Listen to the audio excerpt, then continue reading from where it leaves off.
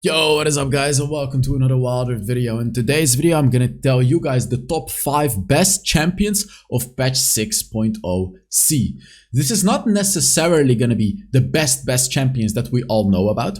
This is mostly gonna be the best picks you can do, and the reason that I'm differentiating between them is because I am a firm believer that there is like hidden broken stuff, in a sense where there are champions that people just don't know how to play against. Or there are champions that you can absolutely abuse if picked in certain comps. I'm gonna let you know about those types of champions. So this is not gonna be your obvious, video with all the obvious good stuff. This is gonna be your video telling you what you can actually win with. But you need to put in the work. So first things first, you can already see is Gwen. And I believe the video that I'm showing you guys right here, I think I played this today. Yeah, 3 hours ago. So you can check. This is a video you can check out on the HellsDevil Plus channel, by the way. I'm gonna make a Gwen video for the main channel because Gwen is giga strong. She's hella strong. She was already very strong, but there is a certain playstyle, certain runes, certain items you have to go for. Especially the playstyle. There's a lot of stuff, a lot of combos you have to understand how to do.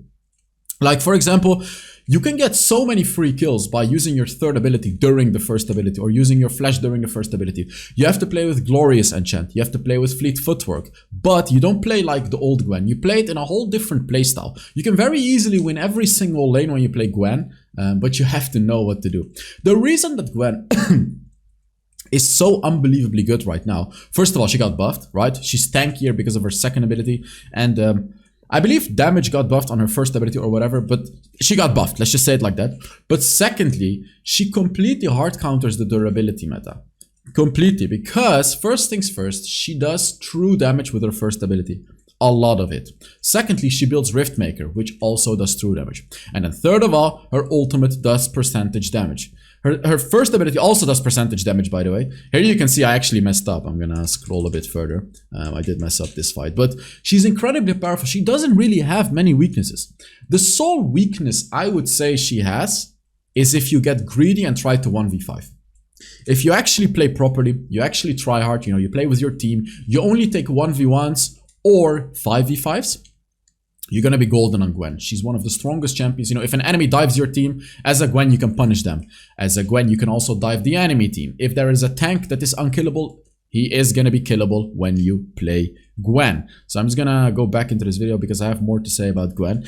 This champion, like, every game that I played on Gwen, I won my lane. Because you can go as I said, you can go Fleet Footwork on Gwen. Every single game, I just win my lane. It's true you're gonna give up Conqueror when you go Fleet Footwork, but it is absolutely worth it. You can also play Jungle Gwen. By the way, I'm giving a champion for each respective role. This is the top lane right now, which is gonna be the Gwen that I'm talking about. But I'm gonna be giving you guys the best picks for every single role in the game right now. And also, another reason why Gwen is so unbelievably strong in top lane is because everyone is picking tanks nowadays in top lane. Because of course, we're in the durability / tank meta, right? So everyone is gonna pick a tank. What are you gonna do? You're gonna pick Gwen, you're gonna steamroll the tank. The enemies are gonna pick Sion, they're gonna pick Darius, they're gonna pick anything that they pick, even a semi-tank, a bruiser, like Darius, as I said, you're gonna destroy. But if they pick an actual tank, like even Malphite or something like that, you have the easiest lane in the game, you have the easiest scaling in the game, and you're just gonna have the easiest game in general. So, moving on, I'm gonna talk about the ADC. This video is sponsored by Polybus AI. Polybus AI lets you talk with all kinds of AI characters, like anime characters, movie characters, celebrity characters, and yes, also gaming characters. So, I'm gonna look up Jinx, and of course we're gonna click on Jinx. So let's ask her a question. Can you beat Vi in a bare fist fight? I already asked about Savika, but let's see what she says about Vi. So it says, Jinx laughs, clearly amused by the suggestion. That's even more unlikely. Vi is a trained soldier and I'm a loose cannon with a penchant? I don't know what that means. For explosions. Something interesting as well is it has a voice. Listen to it. That's even more unlikely. Vi is a trained soldier and I'm a loose cannon with a penchant for explosions.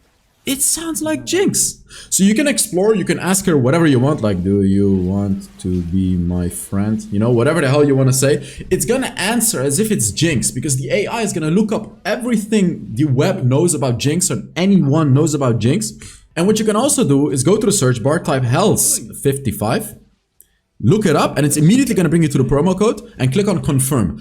I've already redeemed it, but what this is gonna do is gonna give you a 3-day trial for free. So the link is in my description to download Polyboss AI. Thank you so much for sponsoring the video. Let's keep going. Alright, so let's see what the hell happened over here. You can see 300 HP, and you're probably wondering, why Jinx? You know, Kai'Sa is strong. Varus is the obvious good thing, right? Because Varus counters the durability meta and all of that. Obvious.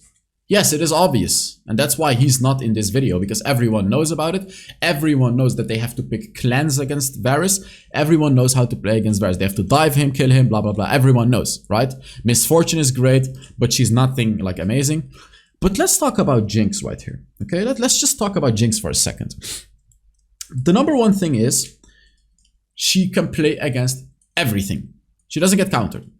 Assassins are bad this game, which is the only thing that could, I guess, you know, counter Jinx. You know, an Evelynn, even Evelynn doesn't counter Jinx, by the way, because Jinx can put her third ability, run around it, and root the Evelynn. But there's just nothing that counters Jinx. The only weakness Jinx has is being by herself. So the number one rule with Jinx is pick her with a strong enchanter. And normally I pick champions that are very strong by themselves in this, you know, in this best champions video. But the thing with Jinx is you can't really blind pick her.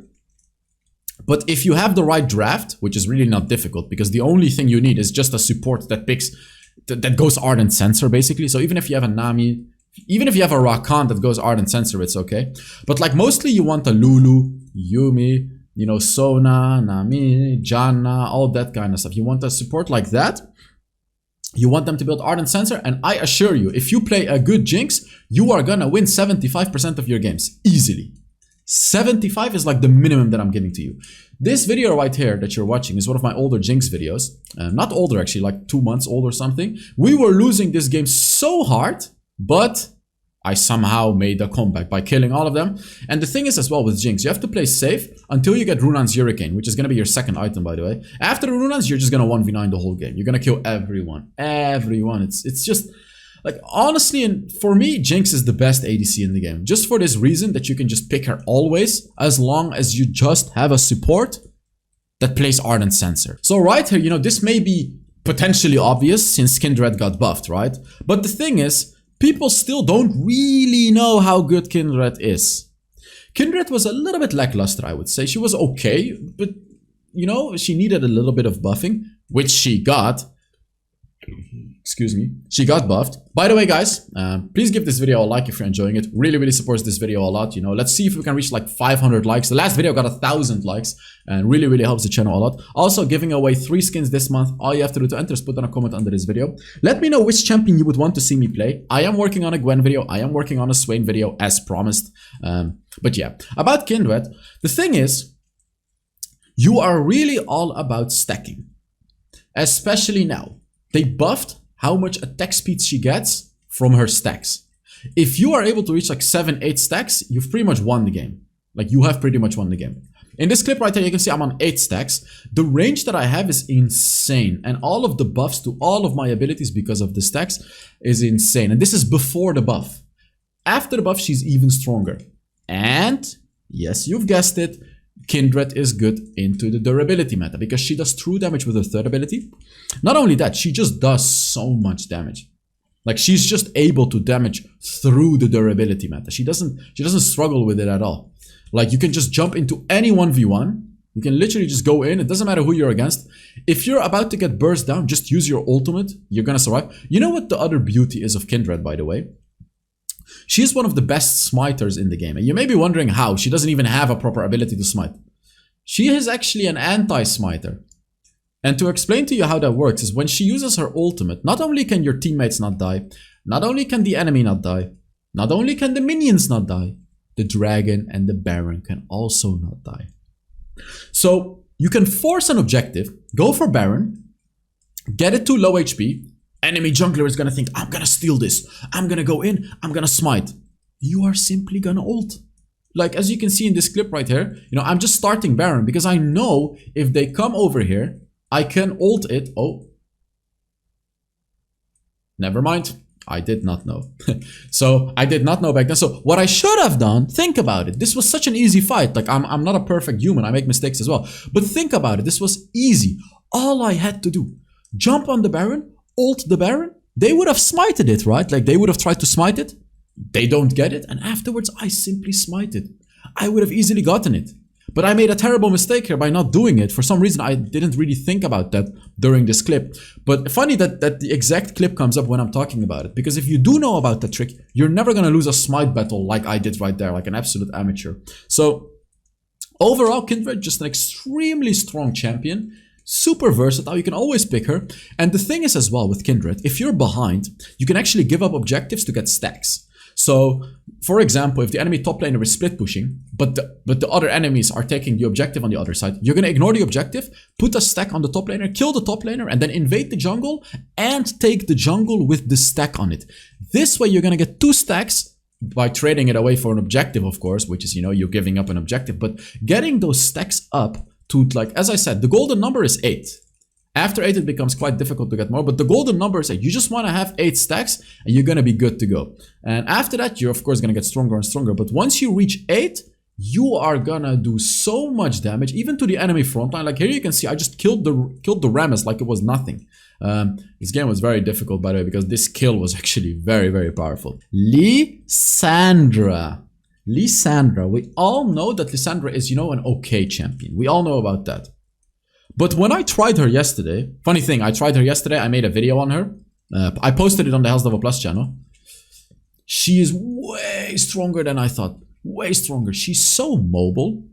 She's like so difficult to kill because she has the stasis on her ultimate. She has incredible CC. You know, her second ability, her ultimate. Very, very big burst damage. And even if a tank is diving your team, you actually do decent damage by using your first ability. And as you can see in this clip as well, you can dash around in fights with your third ability. The cooldown is very, very low. And also, like, this guy's trying to come here. Boom, boom, boom, boom. Easy kills. You see? She has so much burst damage. And after you get a kill, you get that after image or whatever the hell it's called, which also follows the enemy, does damage, and slows them. So she's such a powerful champion. The only weakness I would say she has is a little bit of early game. You know, her laning is not that strong. But once you hit level 5, she's very good at anti-ganks as well. So when the enemy dives you under the turret, you can either stun them or you can put yourself in stasis and heal up. You can literally put yourself in stasis and heal up. You can also buy a stasis, which I did in this clip as well. Put yourself in stasis for 2.5 seconds with your ultimate and then 3 more seconds with your stasis. So like here you can see, I'm just diving the backline. Look at how easy it is. You just dive the enemy backline, kill their backline, and I still have my stasis available if necessary. Lissandra has it all. Like, you just have to be patient with this champ. So as you can see, you know, here in this clip, I'm chilling. I'm just poking her a little bit. I'm not diving deep yet because I know if I dive, I'm gonna die. I gotta be a bit careful. But once I find an opportunity, I will go in and immediately get a kill. That's how you play Lissandra. You have to wait, be patient, find the opportunities, especially when your ultimate is available. You go in and you just get a free kill. You can also just wait in a bush and just get free kills.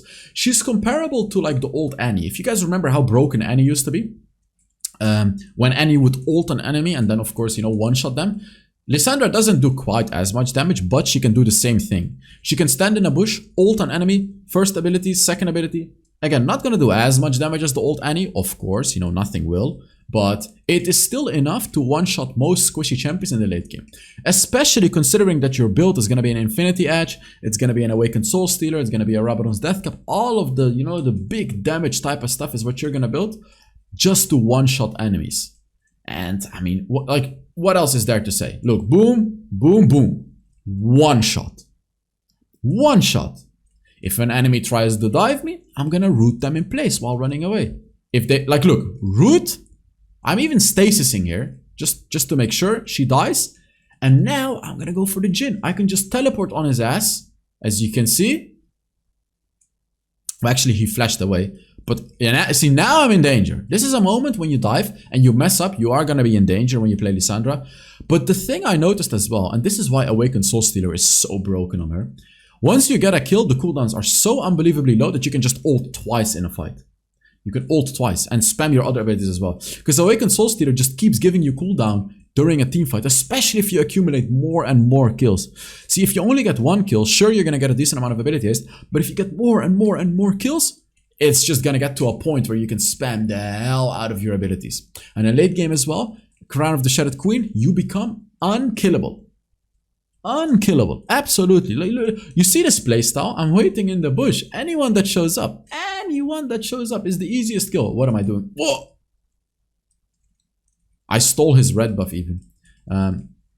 So like you can just see, there's really nothing that can go wrong with this champion. So now, moving on to the support role. By the way, you saw that clip. I just did a quick nice little route and wasted his glance. Sorry. Now we're moving on to the support role. So this was actually a difficult decision between Pyke and Senna, just so you know. The reason being is because, I mean, look at that, by the way. What the hell? I just one-shot that Ahri. So it's very difficult for me to decide whether or not, you know, let's just say there's a lot of good supports. There's a lot of good supports. Nautilus is very good as well. Very, very underrated. Alistar is great. Sona is, you know, insane. Probably Sona, actually. Like, if I really think about it, Sona is better than Senna. But I know a lot of people don't enjoy playing Sona, so I'm going to talk about Senna, because Senna is more enjoyable. So I'm going to tell you guys all the little secrets and tips and tricks on how Senna is giga broken right now. So number one, Senna can just carry by herself. You're not reliant on your team. Number two, Senna is versatile. You can build against squishies. You can build against tanks. You can make yourself tanky as well. Let me give you an example. So in this game, you can see I got a Duskblade of Draktar, Runan's Hurricane, and I'm just going full damage. That is because they're very squishy. This is also how I one-shot the Ahri. You can go for this build if the enemies are very long range and very squishy. You can build an Iceborne Gauntlet against heavy AD champions, especially AD assassins, and you're not going to die when they dive you. You're also going to build armor boots, of course, with that build. And then you're just going to go for tank. You're going to go for, you know, Black Cleaver and then all the tankier types of items. You can even go Armor on Twin Guard. Talking about a Black Cleaver, you can also build Black Cleaver, Mortal Reminder, and just anti-tank items. This way, you're going to shred the enemy's armor if necessary, right? You can just go for so many things on Senna. You can go for Stasis for yourself. You can go for Locket for your team. You can go for... There's so many things. You can even build a Redemption as an item to just heal your team like crazy as well. Everything. You can do everything with this champion and everything is good. As long as you know what you're doing. So let's talk about what you need to do. And it's obvious, you need to stack. So the number one thing with Senna is you need to learn how to accumulate as many stacks as possible while remaining as healthy as possible in your lane. You have to make a decision. Wow, we're losing this Baron, by the way. You have to always make a decision in lane. Should I go for this trade? You know, should I go for this trade? I'm gonna get a stack, but how much damage is the enemy gonna do? If the answer is that you're gonna out-trade the enemy, you will always go for the trade, right? It's obvious, you will always go for the trade. If the answer is that the enemy is gonna do like 30% of your HP, you're not gonna do it. Even though you lose a stack for it, you're not gonna do it, it's not worth it. If the answer is that the enemy is only gonna do like 5% of your HP damage, you can do it, right? Like, sure, they're gonna out-trade you, but it's only 5%. You are getting a stack, you're scaling. So this way, you can get as many stacks as possible while staying in your lane, remaining healthy, and just like get super fed, because it's all about stacks. You can see in this clip, I have 111 stacks. I'm gonna move forward so you guys can see more gameplay. 111 stacks, 14 minutes into the game, which is an incredible number. I believe I got like 150 stacks this game. And like, look at that, look at that. Do you see that damage? Look at this. That's 2 basic attacks. 3 basic attacks, she's dead. This is what happens when you build a lot of stacks, regardless of your build. Even when you go for a tanky build, once you've reached like 100 stacks, you're gonna do so much damage because every stacks gives you 1 attack damage and of course the crit. 20 stacks give you 15% crit. Afterwards they give you lifesteal, by the way. So in the tanky build, you're gonna be full crit and you're gonna have lifesteal. You're just never gonna die. You're never ever gonna die. And then another beautiful thing about this champion is your ultimate. You need to have your eyes all across the map, so you can use your ultimate and save people all across the map. Let's say your Baron laner is getting dived under his turret. If you time it correctly, you can use your ultimate, give them a shield, and if you do it really well, you can even hit the enemy with the damage and just allow your Baron laner to win the fight. And also, she can hold her own ground. This is why the tanky build is very good, because when you use your ultimate, of course, you're giving yourself the shield as well. So when you're getting dived in the team fight, you can just shield yourself with the tank build and you're never gonna die. I need to cleanse here. By the way, I love cleanse Senna. I don't know, for me it's a really, really good thing to go for cleanse. I love it. And here you can see, of course you need to be able to run around, you know, dodge away. You get bonus movement speed when you play Senna as well, because you play with fleet footwork, by the way. The runes are also very, very important. And I mean, that's it really. Just watch my Senna videos for all the specific tips. But like this patch, the durability patch, you know, when you have all the tanks, all the bruisers that are not really moving around a lot, Senna is perfect. Because you don't have all of those fast assassins. You don't have all of those long-range annoying bully champions. You know, you have Nautilus, you have Alistar. Alistar is actually very annoying, but you have Nautilus, you know, you got the Pantheons, you got all that kind of stuff. It's so easy to play against them. So play Senna, watch some of my videos on her, and yeah, abuse the hell out of her. So thank you guys so much for watching. I really hope you guys enjoyed this video, and I will see you all in the next Wild Rift video. Bye-bye.